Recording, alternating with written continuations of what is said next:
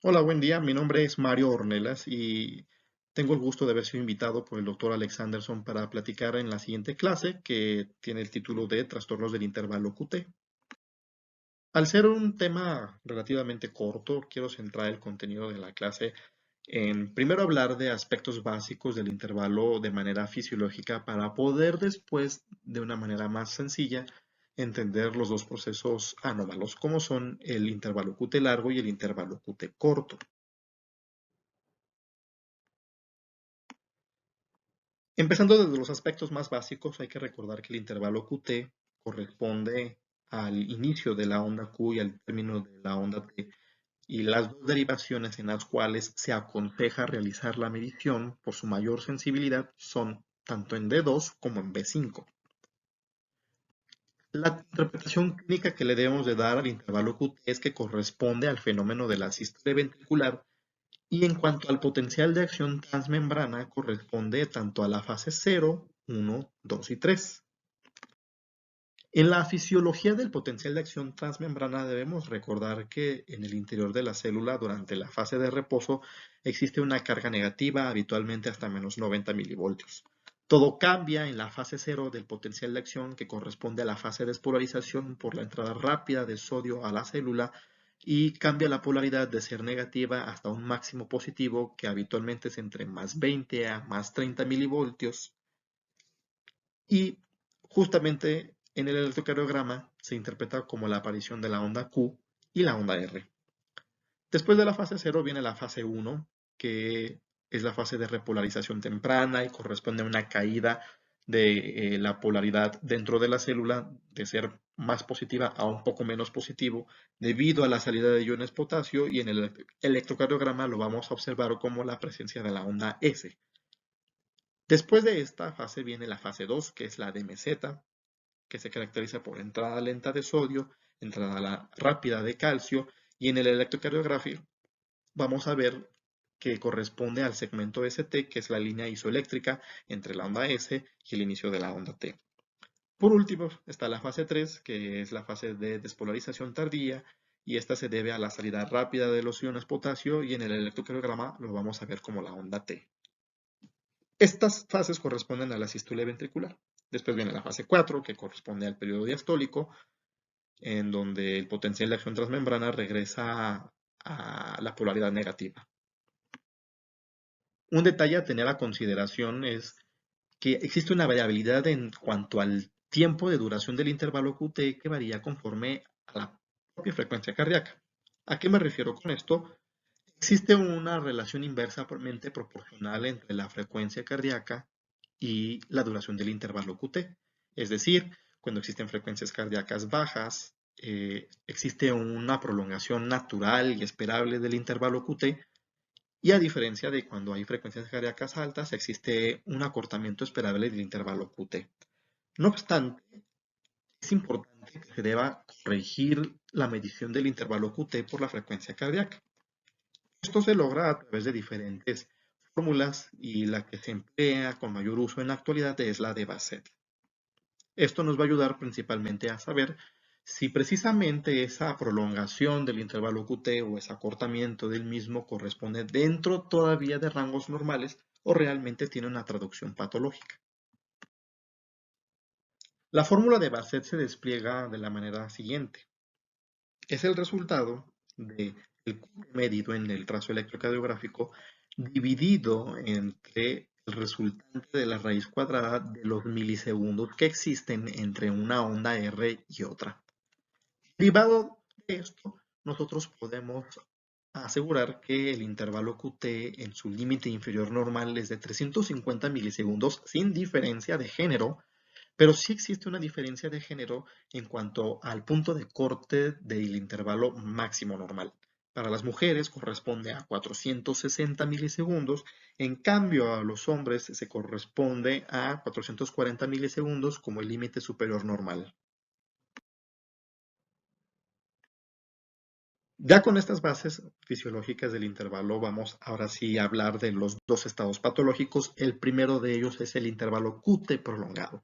Y como podemos ver aquí en la diapositiva, existen múltiples causas exógenas que pueden llevar a cabo que se prolongue el QT, como son fármacos, trastornos metabólicos, múltiples enfermedades, pero también existe una forma hereditaria que corresponde al síndrome de QT largo congénito, que lo vamos a ver más adelante con mayor detalle.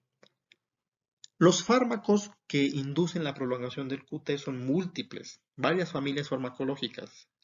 Los que clásicamente se asocian son los propios antiarrítmicos y hasta parece paradójico, pero realmente sí así es. Principalmente los de la clase 1 y los de la, como son quinina, quinidina, también los de la clase 3 como amiodarona o dronaderona. Antidepresivos, principalmente los tricíclicos como imipramina, o también los inhibidores de la recaptura de serotonina o de noradrenalina con serotonina. Procinéticos como metoclopramida, domperidona, cisaprida, antipsicóticos típicos como es el haloperidol y los atípicos que son los más nuevos como olanzapina, quetiapina, diferentes familias de antibióticos, principalmente los macrólidos como son la eritromicina, quinolonas como levofloxacino y el fluconazol y sus hermanos azoles. Algunos antirretrovirales, clásicamente sidobudina, algunos quimioterapéuticos y anestésicos generales como es el propofol. Los trastornos metabólicos, además de los fármacos, son las principales causas que producen QT prolongado que no sea congénito. Dentro de los trastornos metabólicos corresponden en su mayoría a trastornos electrolíticos como son hipocalemia, hipomagnesemia e hipocalcemia y un trastorno endocrinológico como lo es el hipotiroidismo. Entre las enfermedades u otras causas variables que pueden dar prolongación del QT se encuentran las arritmias, enfermedad vascular cerebral, ya sea IBS isquémico, hemorrágico o la hemorragia subaracnoidea, neurocirugía después de inanición, durante la intoxicación por el uso de organofosforados o de cocaína, la propia isquemia miocárdica, inclusive pacientes con hiperactividad simpática. Ahora, una vez que ya se detectó que el paciente tiene un intervalo QT corregido prolongado, la siguiente pregunta a generarse es, ¿cuál es la importancia clínica que yo debo dar en la traducción de un intervalo QT prolongado? Pues nada más y nada menos, el intervalo QT prolongado participa en la aparición de arritmias ventriculares malignas.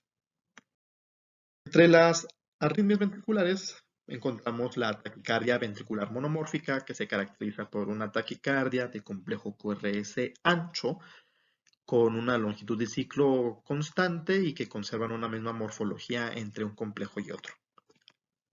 En cambio, la taquicardia ventricular polimórfica también es una taquicardia de QRS ancho, pero aquí la morfología que existe entre algunos complejos QRS y otros es distinta.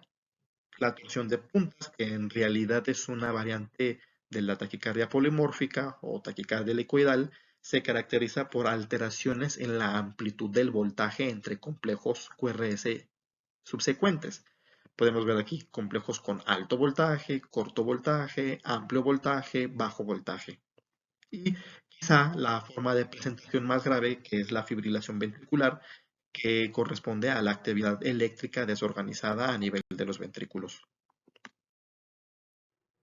Si en el contexto clínico de atención en un paciente que tiene intervalo QT prolongado corresponde a una taquiarritmia ventricular, la primera de nuestras evaluaciones debe ir enfocado a determinar si el paciente está estable hemodinámicamente o no.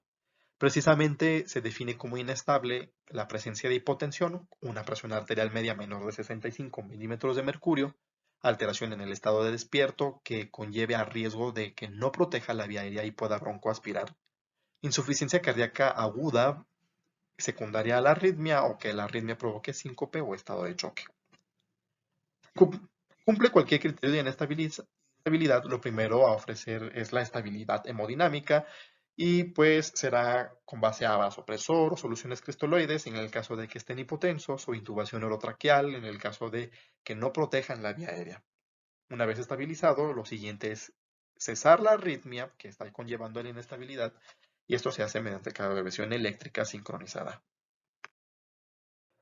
Muy importante, se va a cardiovertir solamente aquellas taquicardias ventriculares que sí tengan pulso, porque la taquicardia ventricular sin pulso y la fibrilación ventricular, ambos son ritmos de paro cardiorrespiratorio Entonces, el algoritmo del cual acabamos de platicar no aplica en estos pacientes porque aquí aplica el algoritmo de paro que corresponde a compresiones torácicas efectivas, ventilación efectiva, desfibrilación de la arritmia en cuanto se tenga disponible el aparato y se pueden utilizar fármacos que ayuden a la pronta recuperación de la circulación espontánea, como son adrenalina y amiodarona. Ahora, si el paciente estuvo estable desde un inicio, se pueden implementar los antiarrítmicos que sean prudentes, como amiodarona o lidocaína. Sulfato de magnesio también facilita la estabilidad en la arritmia y corregir todas las causas desencadenantes, como son trastornos electrolíticos o evitar los fármacos que puedan prolongar el QT. El paciente que una vez inició inestable y después de la cardioversión se estabilizó, pues las mismas medidas se deberán de implementar una vez que se logró la cardioversión. Ya finalmente, toda la atención se resume en evaluar las condiciones médicas acompañantes, qué enfermedades tiene, qué fármacos tiene y cuáles de ellos pueden provocar prolongación, y también buscar qué enfermedades puedan estar condicionando la prolongación del intervalo QT. El síndrome de QT largo congénito es una canalopatía hereditaria que afecta principalmente a los canales que participan en el potencial de acción transmembrana. Como vimos en la fisiología del potencial de acción, estos canales iónicos tienen la facultad de permitir o impedir el paso de los iones desde el interior hacia el exterior de la célula o viceversa a través de la membrana celular.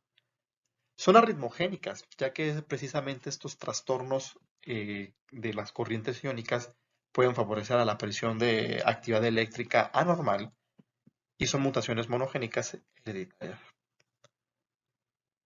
La interpretación fisiopatológica de la enfermedad es alteraciones en la repolarización ventricular, sobre todo en la fase 3, pero también puede intervenir o alterarse las fases 2 y 4. En el electrocardiograma se va a traducir por una prolongación en el intervalo QT y clínicamente se traduce en la aparición de arritmias ventriculares y muerte súbita. Y de estas arritmias ventriculares, la que clásicamente se asocia en este síndrome es la taquicardia ventricular helicoidal o coloquialmente conocida como entorsión de puntas. Existen hasta 10 tipos del síndrome QT largo congénito y los principales canales iónicos alterados son los de sodio, potasio y calcio, cuyo grado de penetrancia genética es variable. Precisamente hablando de esta penetrancia genética existen dos formas, la forma heterocigota o autosómica dominante, que corresponde al síndrome de Romano-Ward, que es la forma menos grave, no cursa con sordera y abarca prácticamente a los síndromes QT largos del tipo 1 hasta el tipo 10. Existe una forma más agresiva que es la homocigota o autosómica recesiva, que lleva el nombre del síndrome de Jervell-Lange-Nielsen, que cursa con sordera a diferencia del Romano-Ward y realmente es una variante clínica del síndrome QT largo tipo 1 y tipo 5, que además de la sordera, el fenotipo clínico se caracteriza por facies de elfo o de duende, implantación baja de orejas, hipertelorismo, puente nasal deprimido, labios delgados. Síndrome QT largo tipo 1 congénito es por mucho el más frecuente de todas las formas, hasta el 35% de todos los casos hereditarios, y el gen que se ve afectado principalmente es el KCNQ1 con una penetrancia del 62%. Esta mutación genética lleva a una hipofunción de los canales de potasio durante la fase 3. Recordar, durante la fase 3 se abren los canales de potasio para que permita la salida del mismo desde el interior de la célula y al haber una hipofunción del mismo hay una corriente menor de potasio hacia el exterior. Esto se traduce en una prolongación de la fase 3 y en el electrocardiograma nosotros vamos a ver, sí, además de la prolongación del intervalo QT, pero este es dependiente de una onda T de base ancha. Como podemos ver, la rama ascendente tiene una inscripción más inclinada a diferencia de la barra descendente o rama descendente que tiene una inscripción más vertical. Es muy importante reconocer que existen desencadenantes que llevan a la aparición de arritmias ventriculares en pacientes que tengan este trastorno.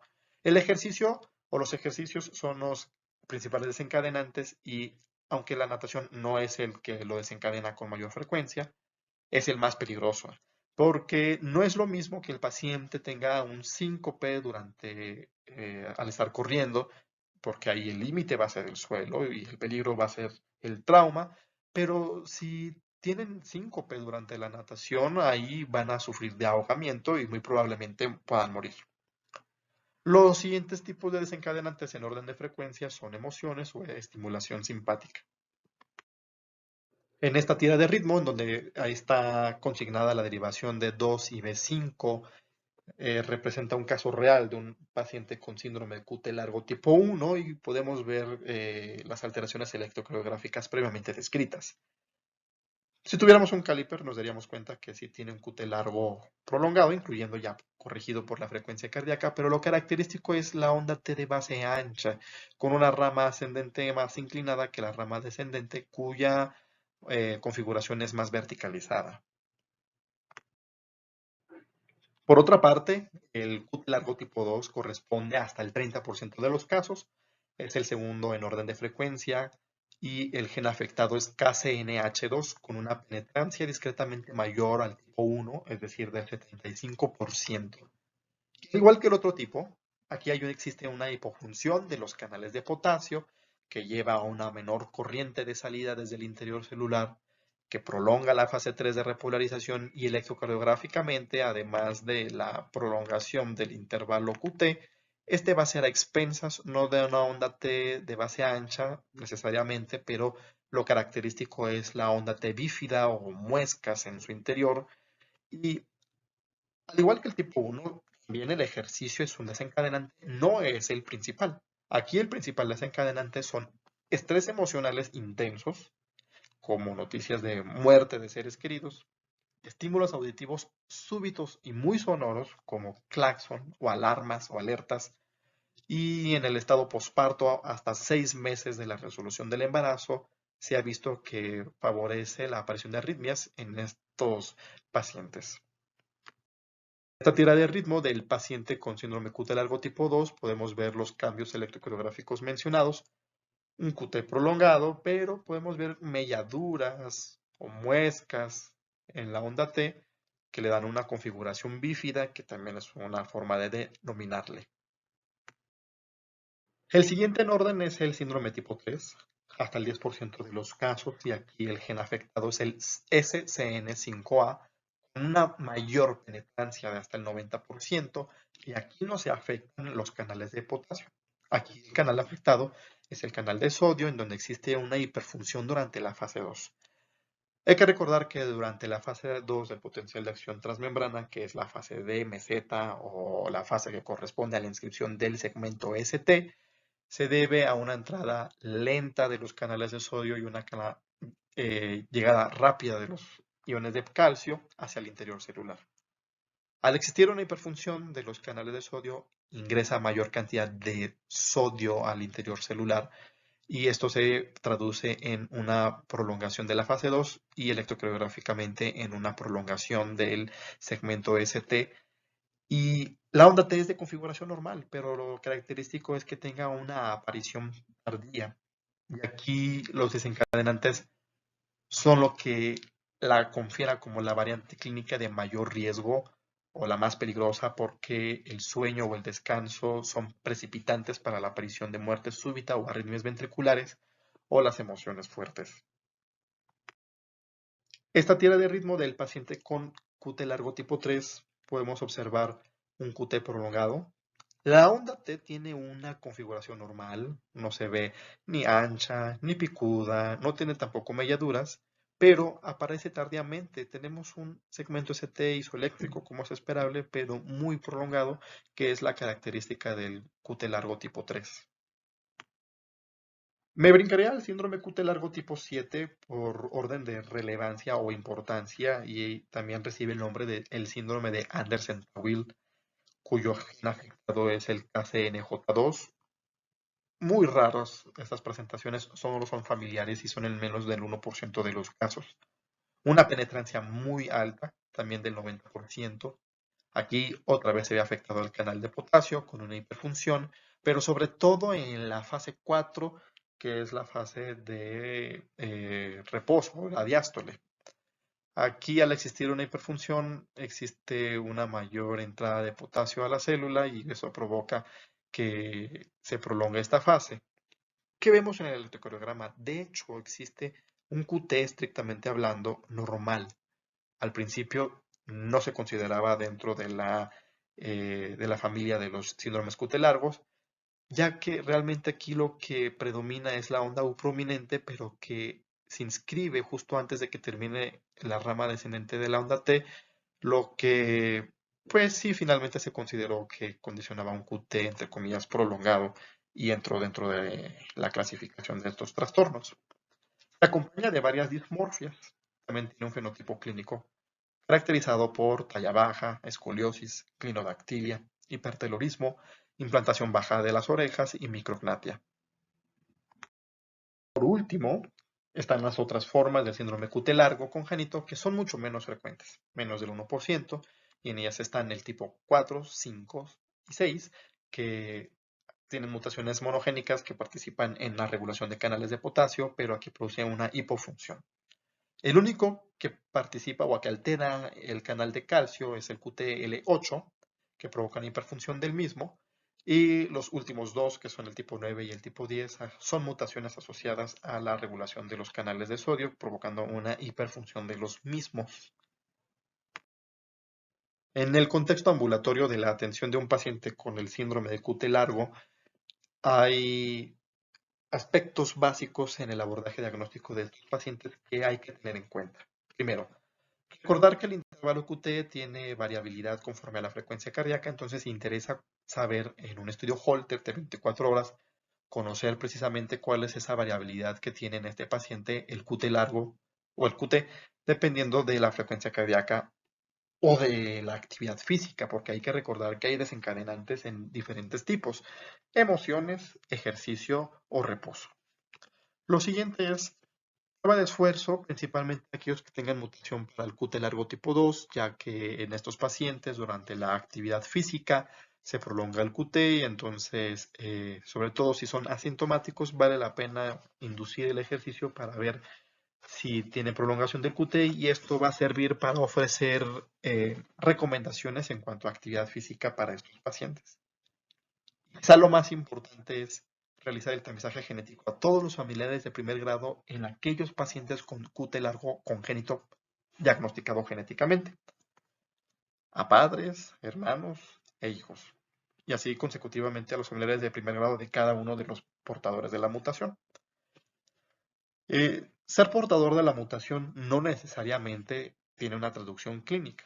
Es decir, se puede tener la mutación, pero tener en el electrocardiograma un QT normal y a nunca haber desarrollado arritmias ventriculares, por lo que a esos pacientes solamente se les dará vigilancia. Y todos los portadores de la mutación deben tener consejería genética para hacer conciencia de que sus descendientes tienen altas probabilidades de tener la mutación y altas probabilidades de que también puedan tener síntomas. Adicionalmente a esto, en los pacientes con QT largo congénito diagnosticado, es importante la evaluación o estratificación de riesgo para presentar arritmias ventriculares o muerte súbita, porque serán los que principalmente se vean beneficiados de terapias de prevención primaria, como son aquellos con sordera congénita, síncope recurrente por taquiarritmias ventriculares, QT ya corregido por la frecuencia cardíaca mayor a 500 milisegundos. Disfunción del nodo auriculoventricular manifiesto por bloqueo auriculoventricular de segundo grado, relación 2:1. Alternancia en la onda T, que esto hace referencia a que existe diferencia o alternancia en el voltaje entre una onda T y otra y así consecutivamente. O los pacientes que son portadores de la mutación del síndrome QT largo tipo 3, porque hay que recordar que es la presentación clínica más grave, ya que estos pacientes desarrollan taquiarritmias ventriculares o muerte súbita, sobre todo durante el reposo o el sueño.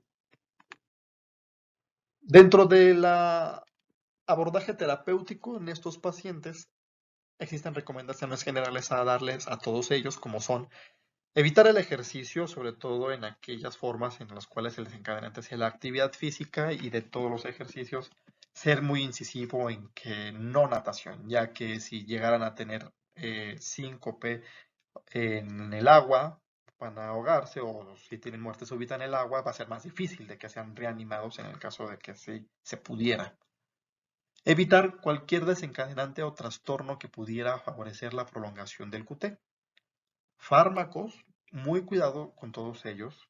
Idealmente todos deberían de tener una lista de los fármacos que prolongan el QT para, a medida de lo posible, evitarlo. Y recordar que a los portadores asintomáticos se les debe ofrecer vigilancia. Ya en el armamento terapéutico que es útil en este trastorno, los betabloqueadores son los fármacos de primera línea en el tratamiento, ya que no modifican el QT y se han demostrado disminuir la mortalidad. Los aprobados para esta condición son nadolol, propranolol, metoprolol y atenolol, cuya meta terapéutica es mantener una frecuencia cardíaca menor a 130. La siguiente opción en el tratamiento farmacológico son los antiarrítmicos bloqueadores de los canales de sodio, como flecainida o mexiletina, ya que tienen propiedades de acortamiento en el intervalo QT y precisamente los pacientes con la forma del tipo 3 son los que tienen mayor beneficio, ya que estos hacen eventos de arritmia ventricular derivados de pausa o bradicardia. Es muy importante esto y solamente se deben de ofrecer en el tipo 3. Con test genético confirmatorio, ya que en las otras variantes podría provocar la aparición de arritmias ventriculares de forma paradójica. Se ha visto que a mayor concentración de potasio sérico es el grado de acortamiento del QT, por lo cual también se propone, en casos que sean factibles, la suplementación oral con solutos orales o antagonistas de receptores mineralocorticoides, como son la espironolactona o eplerenona, por su efecto ahorrador de potasio. Existen, además del tratamiento farmacológico, otras opciones terapéuticas que se pueden ofrecer a pacientes que tengan fenotipos clínicos sintomáticos, es decir, QTs prolongados que ya hayan tenido episodios de arritmias ventriculares. Entre las opciones se encuentran el marcapaso y justamente el grupo de pacientes que se benefician son los que tienen el tipo 3, ya que al ser los pacientes que desarrollan los eventos durante pausas, bradicardias, sueño y descanso, la colocación del dispositivo podría suponer una prevención en la aparición de las arritmias. No el marcapaso, pero sí los betabloqueadores y el desfibrilador automático implantable o DAI son terapéuticas que disminuyen la incidencia de muerte súbita. El DAI o desfibrilador hay que tener en cuenta que se ofrece a pacientes supervivientes de muerte súbita o antecedente de arritmias ventriculares, pero no es una terapia que se caracterice por disminuir la aparición de arritmias ventriculares. No, ese no es el objetivo del desfibrilador. El objetivo del desfibrilador es censar y detectar la aparición de la arritmia ventricular para cesarla o detenerla mediante la aplicación de una descarga eléctrica en el miocardio. Los fármacos sí podrían ayudar a disminuir la carga ritmogénica. Cuando la carga ritmogénica es muy alta, es decir, múltiples episodios recurrentes de arritmias ventriculares, entre las opciones se encuentran la simpatectomía, mediante la ablación del ganglio estrellado, y esto hace referencia al bloqueo del estímulo adrenérgico que propicia el sistema nervioso autónomo simpático al sistema eléctrico cardíaco, ya que a mayor estimulación adrenérgica, mayor probabilidad de desarrollar arritmias ventriculares, y en aquellos pacientes en los cuales se conozca que tengan como sustrato de arritmogenicidad una cicatriz, como son en pacientes con infarto, se puede también de manera complementaria realizar ablación de aquellos focos que sean arritmogénicos. Eso fue todo en cuanto a intervalo QT largo. Su contraparte, el intervalo QT corto, recordar que se denomina así cuando la longitud temporal del intervalo es menor a 350 milisegundos. Aquí los trastornos que se asocian al acortamiento del intervalo QT son menores con relación a su contraparte. También los trastornos metabólicos son fundamentales en el proceso fisiopatológico, y mientras que en el intervalo QT largo era la deficiencia de electrolitos, los causantes aquí, el exceso de electrolitos séricos, son los participantes como hipercalemia, hipermagnesemia, hipercalcemia. También existe una forma hereditaria congénita del síndrome QT corto, y el único fármaco que se ha asociado con la acortamiento del QT es la digoxina. La presentación clínica es muy similar al síndrome QT largo, también es propenso a la aparición de taquiarritmias ventriculares, pero además también son propensos a la aparición de fibrilación auricular, además de palpitaciones y síncope. Otra de las diferencias existentes entre los síndromes de QT corto con los de QT largo es que en los del QT corto solamente existen tres variaciones clínicas reconocidas, todas ellas asociadas a una mutación monogénica de los canales de potasio que, a diferencia de en el QT largo, donde existía una hipofunción de los mismos durante la repolarización ventricular, aquí existe una hiperfunción. Es decir, hay una mayor corriente del interior hacia el exterior de la célula a través del potencial de acción transmembrana y electrocardiográficamente lo vamos a ver. Al acortarse el potencial de acción, obviamente se acorta el intervalo QT, a expensas de que desaparece el segmento ST. O sea, nunca llega a la línea isoeléctrica.